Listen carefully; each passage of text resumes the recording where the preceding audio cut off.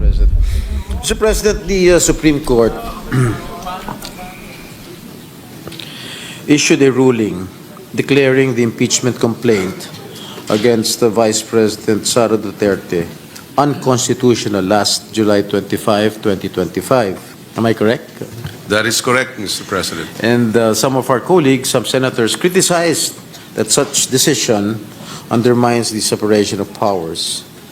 Does the chairperson agree with this position, Mr. President? This representation, you mean? Yes. Well, I manifested my position on the floor, and therefore that's on record, Mr. President. I forgot what was your manifestation, Mr. President. Well, Mr. President, our position, and we continue to share this position, continue to hold on to this position, is that that we believe that there was judicial overreach. But having said that, we hope that the Supreme Court will reconsider the position that it has taken. In fact, there is a pending motion for reconsideration. So, in short, you disagreed with the position of the Supreme Court? That is correct. And as a co-equal branch, we will be respectful. And we have said this too, that in the end, when this is final, when the decision is final and the motion for reconsideration has been disposed of, regardless, as a lawyer, a member of the officer of the court, we will respect whatever ruling the decision the Supreme Court will All right. render. Lastly, I remember, if my memory serves me right, we had an all senators caucus meeting when Senator Escudero was still the Senate President. And we were discussing about this impending impeachment trial of against Vice President Sara Duterte. And we were discussing a lot of issues, various issues. No? And I overheard you saying that the impeachment court is higher than the Supreme Court. Do you still stand by your statement that the impeachment court is higher than the Supreme Court? Because I am not a lawyer, but I studied law for 4 years, but I really beg to disagree that the impeachment court is higher than the Supreme Court, Mr. President.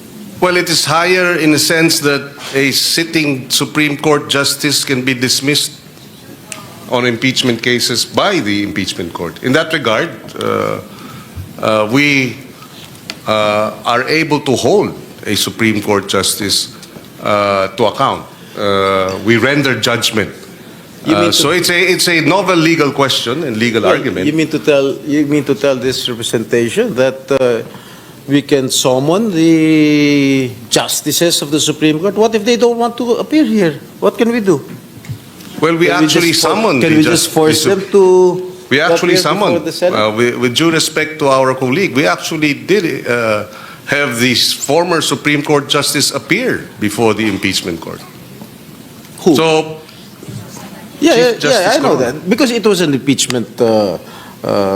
And that is the context of why I said that as an impeachment court, we are supreme in our own jurisdiction, and maybe in fact higher than the Supreme Court in that regard when it comes to impeachment processes. Because the supreme law of the land says so, that we have the sole power. Sole, it says sole power. It does not say anything else but sole power to try and decide impeachment cases. Well, still, I beg to disagree with your opinion. I still believe in my own thoughts that the impeachment court is sui generis, and I think the impeachment court is sui generis, and I believe that the Supreme Court is still higher than anyone else, any court in particular, including the impeachment court. In fact, Mr. President, in the impeachment case of Chief Justice Corona, when the Supreme Court issued a temporary restraining order, an injunction, and as to the bank accounts, I will remember this because the late Senator Enrile, who was our Yes. presiding officer, opted for us to vote on whether or not we would respect the ruling of the Supreme Court. In that regard, the vote was to respect the ruling. I think that was only a resolution issued by the Supreme Court. It was not a decision. No, it was a vote by the, I was there, Mr. Yes, President. I was also there. Yes, I you was were also there. part We of the- voted was to also part of respect. the We impeachment voted to trial. respect 1210. We voted to respect the Supreme Court ruling. Yes, In I other know. words, we could have voted not to. But of course, that was not the case. Yes, I know. I was. And it was an exercise of our exclusive power as an impeachment court. What if it was adverse to the decision? Well, that's of, speculative, the decision Mr. of the Supreme President. Court. The What point will is, happen? that's speculative, Mr. President. The point is, we voted. Yes, I we know. did not decide to just respect the Supreme Court ruling. We voted as an impeachment court. Yes, I we was- exercised our authority as the supreme or the sole power, having the sole power and sole jurisdiction to try cases. Yes, I was also one of them who voted to respect the decision or the resolution of the Supreme Court not to open the foreign, I think it was the foreign bank accounts of the late Chief Justice Corona. What I'm asking, kung sakasakali, what if the vote was overturned? I mean, 12-10 in favor of not respecting the opinion of the Supreme Court. What will happen? Well, it's speculative, Mr. President. It didn't happen, so. Yeah. Being a lawyer, maybe you can educate this representation because I am Well, not also a lawyer. being a lawyer, if it's a speculative, if I'm Maybe we being can- asked to answer a scenario that's speculative, I'd rather wait for the actual case. In this actual, and what I'm citing is the facts that when the Supreme Court ruled to enjoin us from accessing the bank accounts, we opted to vote whether we would respect the Supreme Court ruling or not. That is an exercise of the authority of the impeachment court over the Supreme Court. Maybe we can ask. Fortunately, and I think every lawyer must strive to harmonize what may appear to be conflicting provisions of the Constitution. And the Senate then voted 12-10 to respect the ruling of the Supreme Court and harmonize both powers. Mr. President, if I may, with the Yeah, Yes, the leaders recognized. Thank you. Even this last decision of the Supreme Court on Vice President Sara Duterte, we also voted 18-5-1. It was 18 in favor to archive because of the decision of the Supreme Court. So there was also a vote, 5 went against that decision to archive and 1 abstention, that's our presiding officer. So we also voted at that. And that is the exercise. That is and I agree. That is an exercise of the impeachment court, and therefore it decided to archive the case in that regard. Oh, sorry, the vote to archive was not done by the impeachment court. It was done in plenary. Yes, so that would be a different set of facts. All right. Okay, Mr. President. Does the Supreme Court has the authority to review the impeachment proceedings for grave abuse of discretion, for example? Final yun eh, unappealable yun. The Supreme Court has the power to exercise. Yung decision. It has when there is grave abuse of discretion, the Constitution provides that power to the Supreme Court to intervene and to correct what may have been an abuse of authority or power of other branches of government. It's the power of judicial review. Okay, assuming we convict a impeachable officer, can it be elevated to the Supreme Court? No more. No. The That's what- decision or the ruling of the impeachment court is final. Yes. All right. Okay. Again, maybe you can ask the opinion of maybe the court administrator or the justices of the Supreme Court here present with regard to my question propounded to you, Mr. President, with regard to the who is higher, the Supreme Court or the impeachment court. Well, I think considering that there is still a motion for reconsideration on the positions taken by the House of Representatives, and there is a pending case, then they would prefer.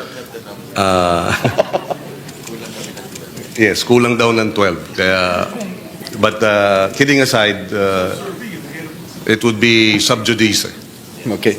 Anyway, that's all. Well, joining us now on the program for his reaction to the shakeup in the Marcos cabinet, former Executive Secretary Attorney Vic Rodriguez. Attorney Rodriguez, thanks for joining us today. Welcome to the program. Hi, Carmina. Good afternoon, and good afternoon to all your viewers. Thank you for inviting me. All right. The president is on his third Executive Secretary, Attorney Rodriguez, the third in his 3.5-year-old administration. What does that tell you? Well, for me, as a Filipino and as a lawyer, it doesn't augur well. Especially yung nangyaring shake-up or revamp in the cabinet, nung nasa gitna tayo nung itong massive issue of massive corruption and looting of public funds. Nadagdagan pa ito ng issue ng drug addiction. So, yung investors' confidence, both foreign and local investors, it will not be comforting for them to see that key positions in the Marcos Jr. administration ay may mga movement. Yung corruption issue alone, Carmina at mga kababayan, hirap na silang lagpasan. Nadagdagan pa ito kagabi doon sa revelation mismo ng presidential sister regarding the president's drug addiction. So ang issue na pumapalaot sa ating bansa ngayon, hindi lamang korupsyon, kundi drug addiction. Here's the thing, though, Attorney Rodriguez. We're not just talking about some administration here. We're talking about an administration that you helped put into power. What is your sense, from your vantage point, how would you describe the Marcos administration now? Magkakaroon na ito ng inability to govern. Sapagkat yung tiwalang ibinigay sa kanya ng sambayan ng Pilipino noong May of 2022 naubos, Carmina. Nalulungkot ako in a way because ang daming nagtiwala noong 2022. Hoping that the Philippines will take off at pangungunahan niya yung pag-alis ng ating ekonomiya from its pandemic state. Pero nakikita natin ngayon, bagsak ang ating GDP, bagsak ang ating foreign direct investment, bagsak ang ating piso, bagsak ang ating stock market, bagsak ang kumpiyansa ng mamamayang Pilipino. And again, hindi lamang sa issue na ng korupsyon ngayon, kung hindi yung issue ng drug addiction, bumalik na naman dahil nga categorically, sinabi ng presidential sister mismo kagabi, yung pagiging drug addict ng kanyang kapatid, ng Pangulo mismo ng Republika ng Pilipinas. And this is serious. You know, you have to take into consideration what I always and repeatedly say, yung Article 11, Section 1. Public office is a public trust. Public officers and employees must at all times be accountable to the people.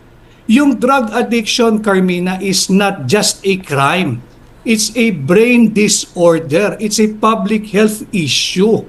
At yan may kinalaman din sa Article 12, Section 7 ng ating saligang batas, that in cases of serious illness of the President, the public must be notified as to his state of health. Here's the thing, though. As I said a while ago, Attorney Rodriguez, you helped were Yes. also responsible in Yes. putting this president to power. Didn't you see any of these allegations of the president's sister way before it was divulged by Senator said Amy this- Marcos?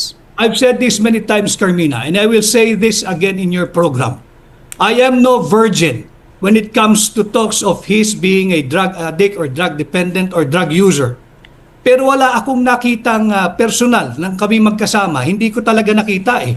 And surprisingly, he was able to produce a negative drug test result specifically for cocaine use. And that was sometime in 2021. Pero hindi nga matapos-tapos ang isyong ito, tinuldukan pa o exclamation point pa kahapon ng kanyang kapatid. So, ang kinakailangan gawin talaga ay sumailalim sa open, fair, transparent, and credible hair follicle drug test. We're And going to be again, talking to the press secretary in a moment after I talk to you to get his reaction to that. But let's move on with this interview. I was able to see one of your live streams, Attorney Rodriguez, and you said, and this is not verbatim, wherein you said, kung nakinig lang sana, kahit 50% noon, nung mga nanggagaling po sa inyo, hindi sana ganito yung sitwasyon. Again, not verbatim, but would you confirm that you said that? yes, yes. Okay. Ano yung sinasabi nyo dati? Kung sana nakinig lang ang Pangulo. Go ahead. It's also, by the way, it's also in my book. So consistently, ang sinasabi ko, nagkaigi kami that we will pursue good governance. At ang aming tatalakayin sa 6 na taon ay kung paano mapabuti ang buhay ng mga mamamayang Pilipino. At nagsimula nga iyan nung marami nang nagmamadali na mapunta sa mga posisyon na alam ko naman ay hindi nais maglingkod. Gusto lang gumawa ng pera, gusto lang mangurakot, gusto lang, alam mo yun, magsamantala ng kanilang closeness to the President or someone who is close to the President na nag-refer sa kanila. Kung yun pa lang ay naging consistent siya at talagang inuna niya yung paglilingkod sa ating bansa, hindi niya aabutin ang ganitong kalaking krisis. Let's talk about the recent resignations. The resignation of DBM Secretary Mina Pangandaman. Did it come too little too late for you? Yes. How so? Why? 100 days mahigit na nating pinag-uusapan itong isyong ito. Matagal nang kinakaladkad ang pangalan ni DBM Secretary at yung kanyang paano nabuo yung sweetheart deal na 2.85 billion between sa DBM at yung USEC ng Department of Education na hanggang ngayon ay hindi mapatawag-tawag ng Blue Ribbon. At apparently, just before we go on live, I think, ay nagsumiti na rin ng kanyang resignation, yung USEC ng DepEd na si Trigiv Olaybar. Ano ito? Bakit nung nagkakaipitan na resignation and then what? Aalis din sila sa bansa, katulad ng ginawa ni Secretary Manny Bonoan, kagaya ng ginawa ni Saldico? Yan yung mga dapat nung una pa lamang ay ipinatawag na nila kung gusto nilang maging credible kung ano man ang gagawin nilang investigation. As I have said many times, sa lahat ng gagawin, lalo pat ganito kaselan, perception is everything. If people perceive you to be protecting yung mga kampon mo, then the whole process tainted na. Yan ang nangyayari ngayon. Let's go back to when it all began. We know that the former DBM secretary was one of the OGs in this cabinet, was appointed by the president. You were still there at that time. Who was responsible in pushing that the former DBM secretary, Mina Pangandaman, be given the DBM portfolio? Si Martin Romualdez. And how did he do that? Abay, dala niya sa bahay ni BBM yan eh. At yan nga daw ang magiging DBM secretary. Hindi ko kilala yan.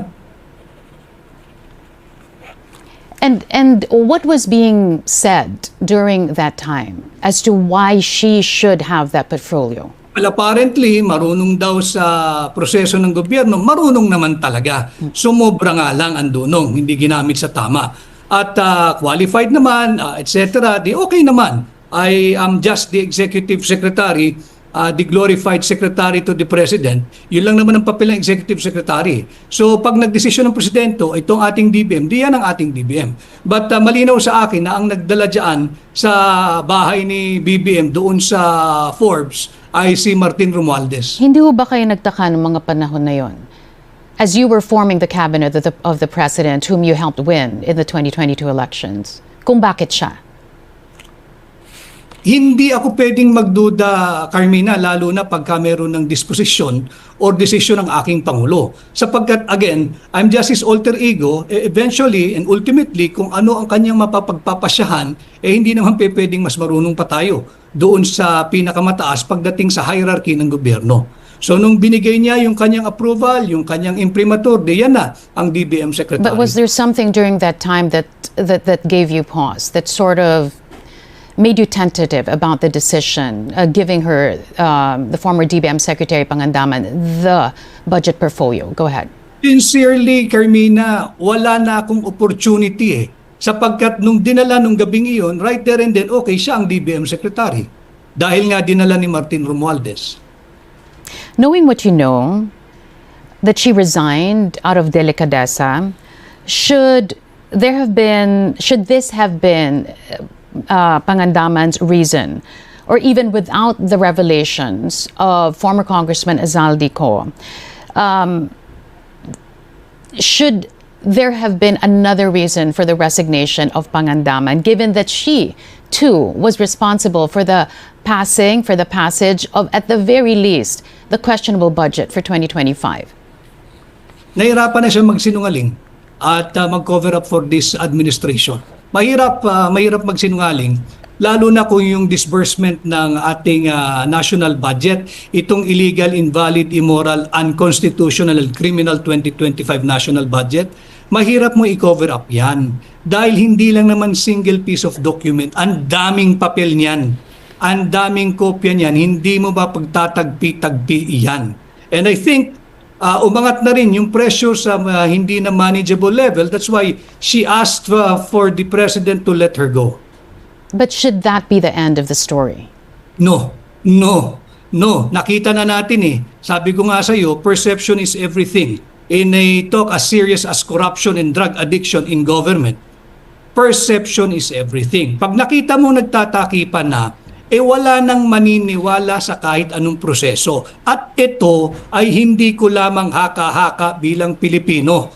Nakita natin ang daus-dos ng foreign direct investment, bagsak. Ang daus-dos ng halaga ng piso, ang GDP, ang kumpiyansa ng mamumuhunan.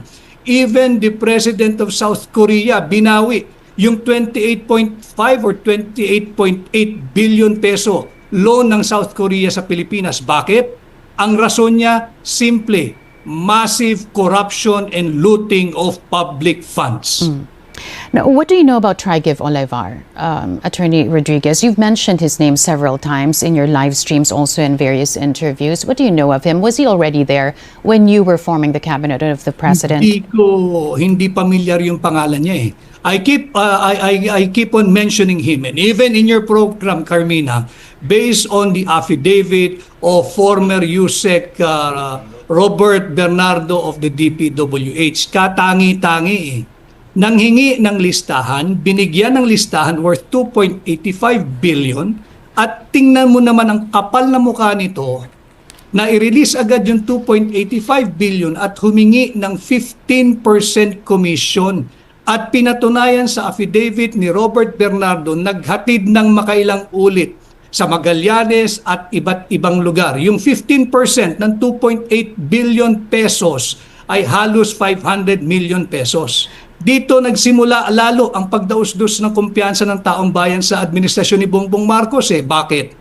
Kinaladkad niya ang tanggapan ng Pangulo gamit ang Office of the Executive Secretary.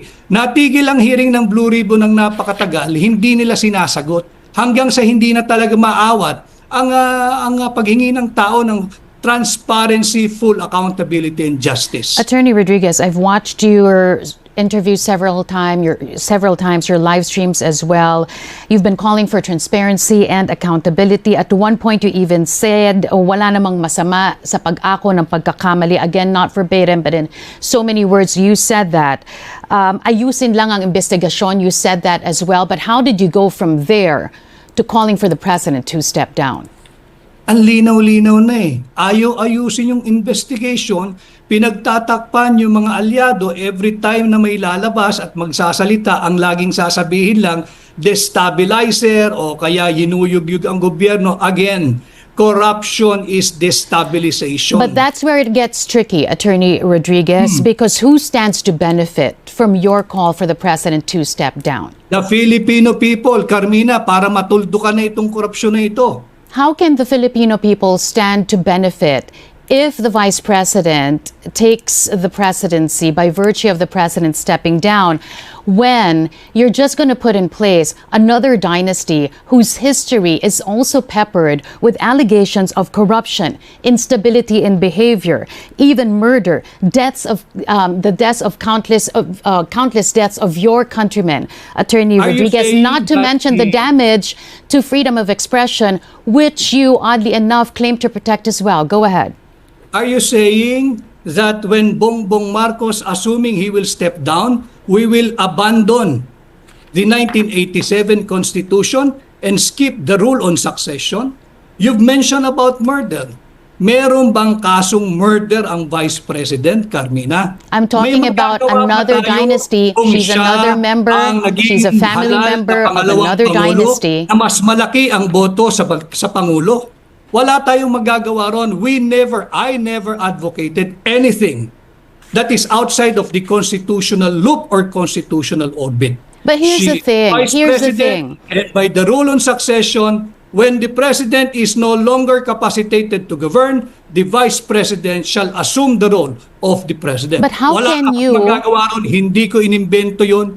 Hindi mo inimbento yun. Iyan ang ating saligang But batas. how can you, Attorney Rodriguez, separate your advocacy for anti-corruption from this constitutional succession, as you said? The Vice President, who stands to benefit from your call, is also mired herself in corruption allegations. How does that reconcile with your anti-corruption advocacy? As a media practitioner, alam mo na walang ini-issue at clear na ng Commission on Audit ang Office of the Vice President kung ang pinatutukuyan mo ay yung paggamit ng intelligence funds. At walang nakabinbin na anumang kaso or impeachment laban sa pangalawang Pangulo. So yung iyong sinasabi na meron siyang issue ng korupsyon, yan ay gawa-gawa. Nakikita naman natin nung makakaliwang grupo na ayaw nang makabalik ang tatak Duterte na serbisyo. But hindi siguro tayo matatapos dito kahit maghapon tayo sa iyong programa. Ang aking tugon doon sa iyong katanungan kung sakaling bumaba ang kasalukuyang Pangulo, naturalmente umiiral ang ating saligang batas, ang Vice Presidente ang siyang hahalili sa mababakanting posisyon. Wala akong magagawa doon, wala kang magagawa, hindi natin pareho imbensyon yan. Iyan ay nakasulat, nakagarantiya at nakaukit sa ating 1987 Constitution. Again, people are saying, or at least there are groups who are saying, why stop at the president? Why not include the vice president as well? Yun ang sinasabi ng iba, ang panawagan hindi lamang ang iisa ang dapat mag-resign, kundi lahat na mag-resign because they have disappointed the Filipino people. But we're going to have to leave it at that. As you said, pwede tayong maghapon magdiskusyon. But I appreciate your time being with us this afternoon. Former Executive Secretary Vic Rodriguez there joining us. Maraming salamat po.